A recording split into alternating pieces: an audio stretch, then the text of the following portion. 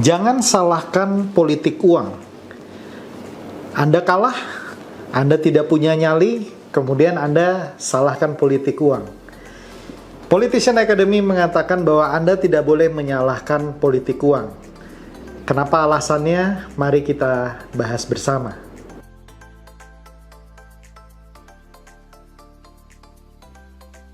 Hai Sobat Politician Academy. Hari ini kita akan membahas sebuah statement yang saya katakan di awal cukup keras, yaitu jangan salahkan politik uang. Nah, sebelumnya saya ingin disclaimer dulu bahwa yang pertama, saya tidak menganjurkan politik uang dan tidak pernah merekomendasikan mereka yang maju ke dalam apakah itu pemilihan legislatif maupun pemilihan kepala daerah menggunakan politik uang untuk mereka menang. Sekali lagi, uang dan dana merupakan sebuah hal yang esensial untuk maju. Nah, jadi disclaimer yang kedua, saya tidak berbicara mengenai pentingnya dana atau uang di dalam proses kompetisi politik, tetapi saya berbicara mengenai politik uang. Jadi uang itu hal yang esensial, sama seperti misalnya analogi sederhananya untuk dari Jakarta ke Bandung, Anda naik kendaraan, Anda pasti membutuhkan bensin. Ya, bensin itu ibaratnya uang di dalam proses pemilihan legislatif. Jadi akan lucu misalnya Anda mengatakan, oh saya tidak berangkat ke Bandung dari Jakarta karena saya tidak punya bensin. Ya, sama aja misalnya Anda mengatakan Anda tidak punya uang padahal Anda ingin maju di dalam pemilihan legislatif atau pemilihan kepala daerah. Ya, jadi ini lebih dekat kemungkinannya kepada tidak mungkin dan Anda sudah pasti kalah gitu ya dalam konteks uang. Tetapi kali ini saya berbicara mengenai politik uang. Ya, terlalu sering politik uang dijadikan alasan atau dijadikan kambing hitam untuk kekalahan seseorang atau tidak beraninya seseorang maju ke dalam panggung politik.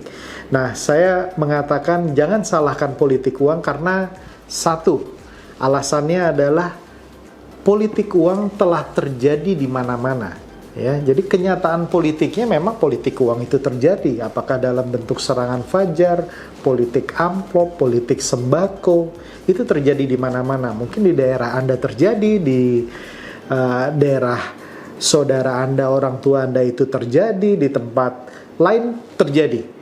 Nah, itu sudah terjadi dalam pemilu sebelumnya dan itu akan terjadi lagi di 2024. Nah, sekarang kalau udah kenyataannya seperti itu, so what? Gitu ya. Lalu apa? Ya.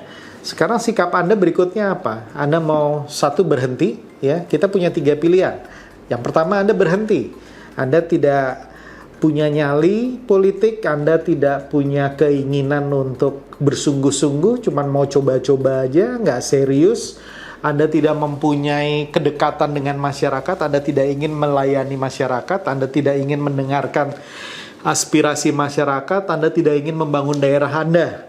Oke, titik sampai di situ saya katakan lebih baik Anda tidak usah maju. Ya, Anda buang-buang tenaga, waktu dan pikiran Anda. Lebih baik nggak usah maju. Ya, lebih baik investasikan dana, energi, waktu Anda untuk mengerjakan sesuatu yang lebih bermanfaat bagi Anda. Pilihan kedua, Anda maju tetapi menggunakan politik uang, ikut arus gitu ya. Wah, kalau orang kiri kanan udah main uang, kalau gitu saya nggak main politik uang, nanti saya kalah. Ikut arus. Ya, saya tidak menganjurkan ini, tetapi sebetulnya hitung-hitungannya relatif lebih mudah. Kalau Anda sepakat dengan politik uang, hitung-hitungannya menurut saya relatif lebih mudah. Contoh, misalnya Anda di daerah Anda mau menang membutuhkan 10.000 suara. 10.000 suara Anda hitung untuk Anda bisa menang dikali 100.000 misalnya. Ya, tergantung di daerah Anda berapa biaya untuk mempengaruhi suara orang gitu ya. Kalau dikalikan 100.000, 10.000 dikali 100.000 berarti Anda membutuhkan 1 miliar. At least 1 miliar saja untuk membagi-bagi duit. Anda nggak usah ngapa-ngapain di hari terakhir serangan fajar kemudian Anda melakukan itu. Itu kalau Anda mau ikut arus.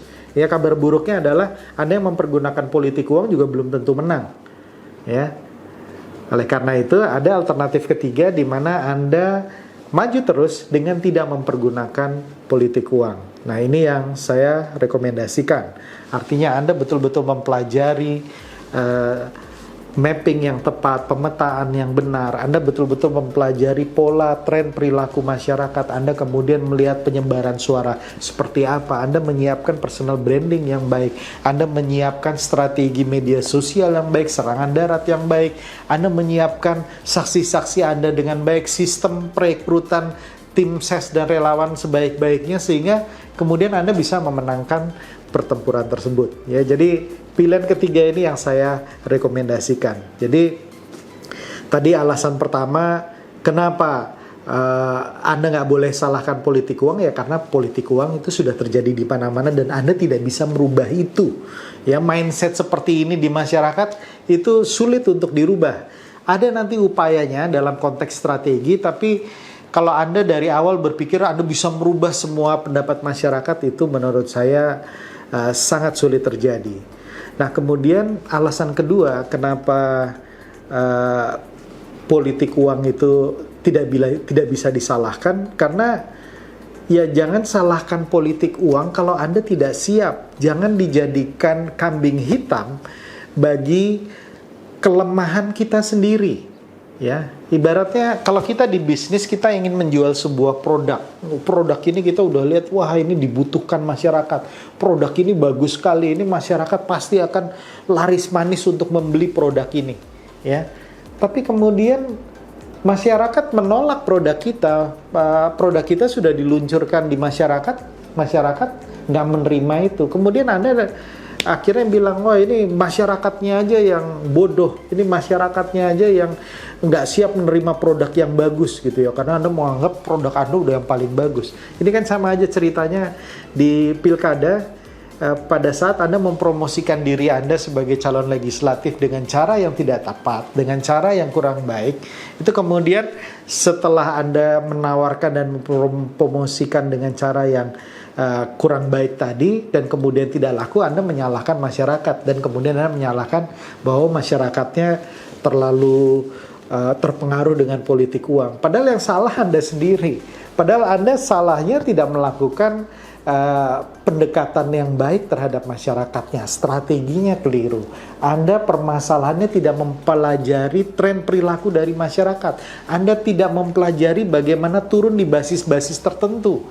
Ya, yang Anda turun mungkin basis lawan yang sudah loyal dengan satu kandidat. Ngapain turun di situ, gitu ya? Kemudian kesalahan yang lain, packagingnya mungkin nggak menarik gitu ya. Anda menampilkan diri Anda nggak menarik di depan publik. Mungkin gaya Anda terlalu birokratis, gaya Anda terlalu berjarak, gaya Anda norak, mohon maaf gitu ya. Banyak terjadi ini gitu ya.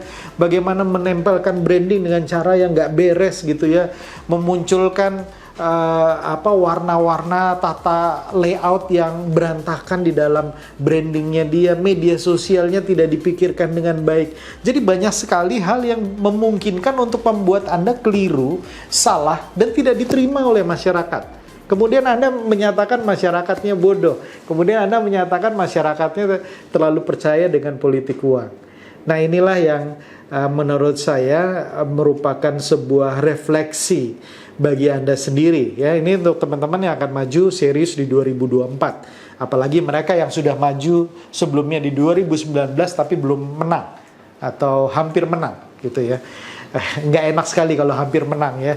Tapi Anda harus belajar, Anda harus evaluasi dari permasalahan Anda kemarin, apa permasalahannya sehingga Anda kalah gitu ya. Nggak demikian begitu saja menyalahkan masyarakat. Memang mengatakan politik uang sebagai alasan itu merupakan alasan yang paling enak diterima oleh masyarakat gitu ya.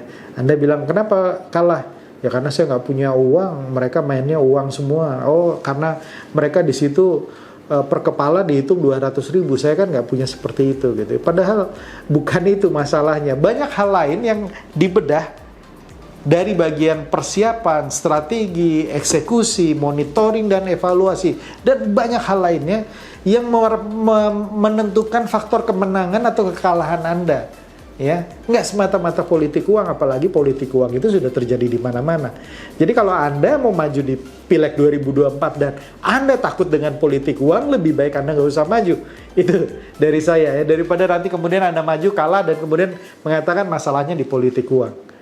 Oke, semoga itu bisa menjadi bahan refleksi bagi teman-teman. Jangan salahkan politik uang. Intinya itu, fokus kepada diri Anda sendiri, lihat cara yang terbaik, perkuat mindset Anda, knowledge Anda, skill set Anda, pikirkan strategi yang terbaik, eksekusi strategi dengan baik, lakukan monitoring dan evaluasi yang tepat. Saya yakin kalau Anda melakukannya dengan baik, maka Anda bisa menang juga di dalam Pileg 2024. Salam perubahan.